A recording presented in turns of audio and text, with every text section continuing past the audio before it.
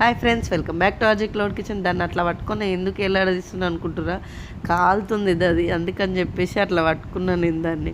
మా బాబు ఏమో కారం ఉన్నాయి మమ్మీ అని అంటున్నాడు. సో అందుకని చెప్పేసి తింటున్నాను నేను.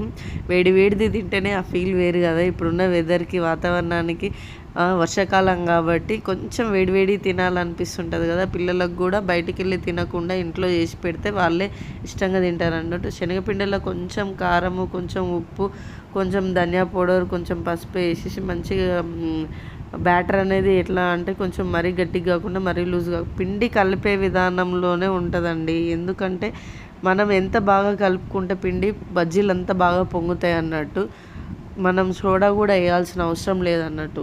ఒక్క 20 నిమిషాలు మనది కాదు, ఒక హాఫ్ అన్ అవర్ మనది కాదు అనుకుంటే బయటికి వెళ్ళి తినాల్సిన అవసరం లేదండి. ఇది మనం ఇంట్లోనే చేసుకోవచ్చు. కాకపోతే టైం లేదు, మేము చేసుకోలేము అనుకునే వాళ్ళకి ఆర్డర్ పెట్టుకోండి. ఆర్జే క్లౌడ్ కిచెన్వి ఆర్డర్ పెట్టుకోండి, మీ ఇంటికి వచ్చేస్తాయి అన్నట్టు వంటకాలన్నీ.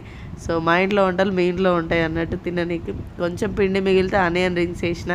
ఛానల్ గ్యాప్ వచ్చింది, కొంచెం సబ్స్క్రైబ్ చేసుకొని ఎంకరేజ్ చేయండి. ఇంకా మరిన్ని వీడియోస్ పెడతాను నేను ఇట్లా సింపుల్వి.